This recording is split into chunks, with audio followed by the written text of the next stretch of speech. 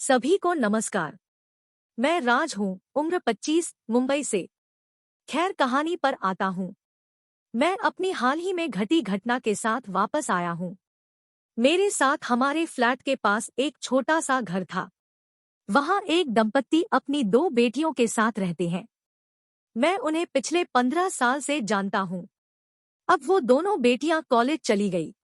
उनकी उम्र में 1.5 साल का अंतर था। लेकिन उनके पिता रात को शराब पीकर आए और अपनी पत्नी से झगड़ा किया। 3 महीने पहले उसकी पत्नी उन्हें छोड़कर चली गई। वह अपनी 2 बेटियों की देखभाल करने में सक्षम नहीं था। वह रात को आया और सो गया। उनकी पत्नी के चले जाने के बाद उनका दैनिक जीवन बर्बाद हो गया।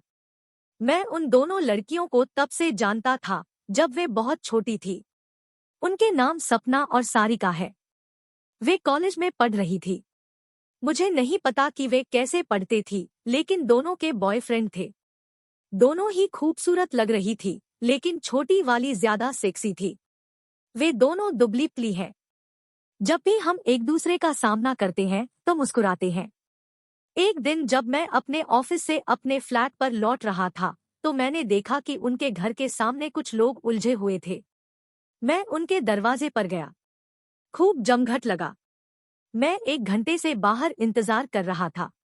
उसके बाद मैंने उनके मुख्य दरवाजे पर दस्तक दी। सारिका ने दरवाजा खोला। उसने मेरे प्रश्न का उत्तर दिया कि उसकी बड़ी बहन सपना अपने प्रेमी के साथ राज्य के बाहर किसी होटल में गई थी। करने से ठीक पहले सपना को कुछ बीमारी महसूस हुई। वह घबरा गई और उन्होंने वापस लौटने का फैसला किया। उसके बॉयफ्रेंड ने उसे छोड़ दिया क्योंकि वह कोई सामान्य लड़की नहीं थी। इससे सपना को बहुत दुख हुआ।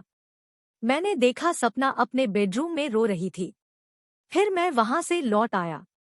2 हफ्ते बाद मैंने देखा कि सपना मोबाइल फोन से बात कर रही थी और मुस्कुरा रही थी।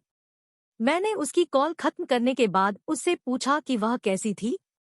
उसने जवाब दिया कि वह अब ठीक थी, लेकिन उसे विश्वास नहीं हो रहा था कि उसके प्रेमी ने उसे छोड़ दिया था। मैंने उसे उसकी किस्मत के लिए सांत्वना दी। फिर 1 हफ्ते के बाद मुझे उसका पिता सड़क पर मिला। उन्होंने मुझसे कहा कि सपना की शादी के लिए कोई अच्छा लड़का ढूंढो। मैंने उससे कहा कि इसी वजह से मुझे उससे बात करनी होगी। वह मुझे अपने घर ले आया। शाम के बाद का समय था। मेरे सपना के सामने बैठने के बाद वह शराब पीने के लिए घर से बाहर चला गया। उस वक्त सारिका वहां नहीं थी। मैंने सपना से कहा कि उसके बाद उसे क्या करना था और वह क्या चाहती थी। उसने शर्मनाक तरीके से कहा कि कोई भी पुरुष उससे शादी नहीं करता क्योंकि उसे से डर लगता था। मैंने उससे कहा कि अगर वह सचमुच अपने डर से बचना चाहती थी तो मेरे साथ मिलकर अपने डर पर काबू पाए। वो कुछ नहीं बोली, लेकिन उसके चेहरे ने मुझे अपने मन की बात आगे बढ़ाने का इशारा किया। मैंने उसे दिखाने के लिए अपना स्मार्टफोन निकाला और अपना पोर्न वीडियो खोला। वह मुझसे कहती रही कि उसे पसंद था, लेकिन जब भी उसका प्रेमी उसके गुप्त शरीर के अंगों सिस्टम में उंगली करने की कोशिश करता तो वह घबरा जाती थी। वह कभी कभी उसके चेहरे पर थप्पड़ मारती थी। उसने मुझे यहाँ तक बताया कि उसके बॉयफ्रेंड ने उसे बहुत सारे पॉर्न वीडियोज भी दिखाए। मैंने सपना के साथ अपने वीडियो दिखाने का प्लान रोक दिया। मैंने उससे कहा कि यदि संभव हो तो अपना मुंह और सिस्टम साफ कर ले या अभी नहा ले। उसने पहली पसंद को प्राथमिकता दी और बाथरूम में चली गई। जब वह मेरे पास आई तो मैंने उसे बिस्तर पर बैठने के लिए कहा। मैंने उससे कहा कि मुझसे मत डरो। उसने धीरे से मुझे जवाब दिया, तुम कुछ भी करो लेकिन मुझे प्रेग्नेंट मत करो। मैं मुस्कुराया और धीरे धीरे उसके बाल खींचे और उसके गले और गर्दन पर गुदगुदी करने लगा। वह गहरी सांसें ले रही थी। फिर मैंने उसकी मैक्सी उतार दी और उसकी वो भी उतार दी। लव लिया। फिर मैंने उससे कहा कि वह बिल्कुल भी शर्म ना करे और अपनी पैंटी खोलकर मुझे अपनी सिस्टम दिखाए। उसने झिझकते हुए अपनी वो उतार दी और बिस्तर पर बैठ गई और अपने दोनों पैरों पर स्प्रे करके मुझे अपनी खुली सिस्टम दिखाई। उसकी छोटी काली सिस्टम के चारों ओर छोटे छोटे बाल।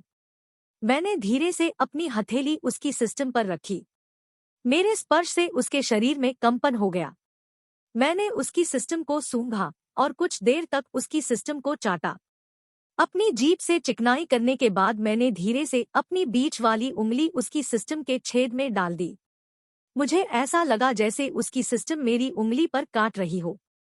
वह पूरी तरह नग्न थी। फिर मैंने अपनी उंगली उसकी सिस्टम के अंदर बहुत तेजी से घुमाई। मैं अपने बाएं हाथ से उसके छोटे स्तनों से खेलता रहा। 10 मिनट के बाद उसकी सिस्टम और अधिक फिसलन भरी हो गई। उस समय मैंने अपनी सारी उंगलियां उसकी सिस्टम के अंदर डाल दी और धीरे धीरे उसका छेद चौड़ा कर दिया। फिर मैंने उसे बिस्तर के पास खींच लिया और उसके दोनों पैरों को ऊपर की ओर पकड़ लिया। मैंने अपनी पैंट की जिप खोली और अपने खड़े समन से उसकी सिस्टम को छुआ। वह मुझसे बार बार कहती थी कि उसे गर्भवती मत बनाओ। मैंने उससे कहा कि इस बारे में चिंता मत करो। फिर मैंने धीरे से अपना समन उसकी सिस्टम के अंदर डाल दिया। यह तंग था। मैंने महसूस किया कि उसकी सिस्टम ने मेरे समन को कसकर पकड़ लिया था। फिर मैंने अपना हाथ उसके पैरों से हटाकर उसके हाथों की तरफ कर दिया। मैं उसके पूरे शरीर को चूमने लगा। उसने मुझसे उसकी सिस्टम को देखने के लिए एक शीशा लेकर आने का अनुरोध किया। फिर मैंने उसे एक लुकिंग ग्लास दिया और फिर से अपना समन उसकी सिस्टम में डाल दिया। उसे बहुत शर्म महसूस हुई और वह इसे और नहीं देखना चाहती थी। फिर उसने मुझसे सारी लाइटें बंद करने को कहा। मैंने वैसा ही किया जैसा उसकी इच्छा थी। फिर अंधेरे में मैंने उसे फिर से चोदना शुरू किया, लेकिन इस बार मैंने उसे डॉगी स्टाइल में कर दिया। मुझे लगा कि उसका वजन बहुत हल्का था। फिर मैं पूरा नंगा हो गया और उसे आमने सामने बैठकर चोद रहा था। मैं उसके होठों को बहुत गहराई से चूम रहा था। तभी अचानक किसी ने लाइट जला दी और हमें आई करते हुए देख लिया। यह उसकी बहन सारिका थी। घर में प्रवेश करने के लिए उसके पास डुप्लीकेट चाबी थी। उस वक्त हम दोनों को बहुत शर्मिंदगी और परेशानी महसूस हुई। पहले तो वो हमें इस हालत में देखकर चौंक गई। बाद में वह मुस्कुराते हुए हमारे पास आई और शरारत से हमसे पूछा कि हम क्या कर रहे थे। उसने हमारे पेट की स्थिति में हमारे मुख्य बिंदु को भी देखा। सपना ने दाएं हाथ से अपने दोनों मम्मे और बाएं हाथ से अपना चेहरा छिपा लिया और मुझसे अलग हो गई। मेरा खड़ा समन उसकी सिस्टम से बाहर आ गया और सारिका आश्चर्य से मेरे समन को देखने लगी। उसने सपना से कहा कि उसका का डर खत्म हो गया था। उसने फिर कार्रवाई जारी रखने को कहा, लेकिन सपना ने उसका हाथ पकड़ लिया और कहा कि हमारे साथ रहो।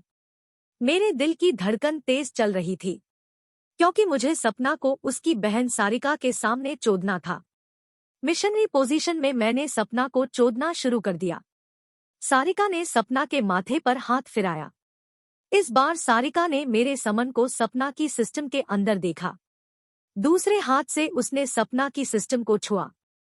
कभी कभी वो मेरे समन को भी छू लेती थी। सारिका ने भी मेरे चेहरे की तरफ देखा। उसने मुझसे कहा, तुम मेरी बहन को के बारे में सिखाओ। वह के मामले में बहुत कमजोर है। तुम उसे चोद कर उसकी समस्या ठीक कर दो। अब वह किसी से शादी कर सकती है। लेकिन मुझे स्खलित महसूस हो रहा था। उसकी सिस्टम के अंदर वीर्यपात करना बहुत जोखिम भरा था। मैंने उसकी आई रोक दी। फिर मैंने उसकी सिस्टम को चूसा। सारिका को भी हमें देखकर गर्मी महसूस हुई।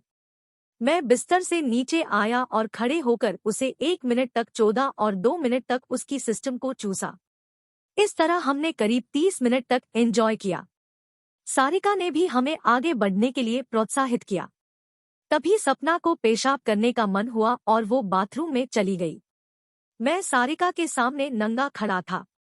उसने मेरा खड़ा समन पकड़ लिया और देखती रही। उसने अपनी हथेली से मेरे अंडकोश को भी तौला। फिर उसने मेरी चमड़ी को हल्के से पीछे की ओर धकेला। फिर वो मेरे समन को सूंघने लगी। उसने 10 सेकंड तक मेरा समन चाटा। जब सपना बाथरूम से लौटी तो उसने मेरा समन छोड़ दिया। फिर मैंने सपना को फिर से बगल में चोदना शुरू कर दिया ताकि सारिका इसे साफ देख सके। सारिका ने केवल इन आई वाले हिस्से में कुछ तस्वीरें और वीडियो ली। 10 मिनट तक उसे लव के बाद मैंने उनसे कहा कि अब झड़ने का समय हो गया था। सपना ने फिर मुझसे कहा कि मैं उसकी सिस्टम के अंदर वीर्य ना गिराऊं। मैंने उसे पीछे से गले लगा लिया और उसकी आई रोक दी। मैंने अपने दोनों हाथों से उसके दोनों स्तन पकड़ लिए। मैंने अपने समन को उसकी सिस्टम से थोड़ा बाहर निकाला, हालांकि मेरे समन का टोपा अभी भी उसकी सिस्टम के अंदर ही था। मैंने उसकी गर्दन पर अपना चेहरा रखा और अपना वीर्य छोड़ दिया। उसी समय सारिका ने सपना की सिस्टम से मेरा समन बाहर निकाला और कपड़े फाड़कर अपनी सिस्टम को साफ किया। मैं बहुत थक गया था। मैं उनके बिस्तर पर लेटा हुआ था। मेरा वीर्य धीरे धीरे मेरे समन के मुंह से नीचे गिर गया। वो दोनों बिस्तर पर बैठ गईं और मेरे समन को देखने लगी। स्खलन के बाद भी यह कठोर था। कभी कभी ऐसा होता है। हालांकि समय बीतने के बाद यह धीरे धीरे नरम हो जाता है। उसके बाद मुझे खुद को साफ करना पड़ा। मैंने उनके बाथरूम का इस्तेमाल किया और अपनी ड्रेस पहनी। उसी समय सारिका कुछ कोल्ड ड्रिंक लेकर आ गई। सपना भी अपनी ड्रेस लेकर उठ गई। हम तीनों ने कोल्ड ड्रिंक पी और फिर कुछ देर गपशप की। सपना का आई को लेकर सारा डर खत्म हो गया था, जिसके लिए सारिका ने मेरा आभार व्यक्त किया। उसने कहा कि बड़ी बहन की शादी से पहले वह कैसे शादी कर सकती थी। फिर जब उनके पिता नशे में धुत होकर घर आए तो मैंने उन्हें छोड़ दिया। उस घटना के बाद हम अक्सर एक दूसरे का सामना करते रहे। 3 हफ्ते बाद मुझे सपना के लिए लड़का मिल गया। मैंने उनके लिए एक दूसरे से बात करने की व्यवस्था की। लड़के से बात करके सपना खुश हो गई। 1 महीने बाद उन्होंने अपने परिवार के सामने एक दूसरे से शादी कर ली। फिर 2 हफ्ते के अंदर सारिका ने भी अपने बॉयफ्रेंड से शादी कर ली। सपना की शादी के लिए उनके पिता ने मुझे बहुत धन्यवाद दिया। अब ये दोनों खुशी खुशी अपनी शादीशुदा जिंदगी एंजॉय कर रहे हैं। उन दोनों के बच्चे हैं। लेकिन मुख्य बात यह थी कि मुझे एक जवान लड़की को उसकी बहन के सामने लव में मजा आया।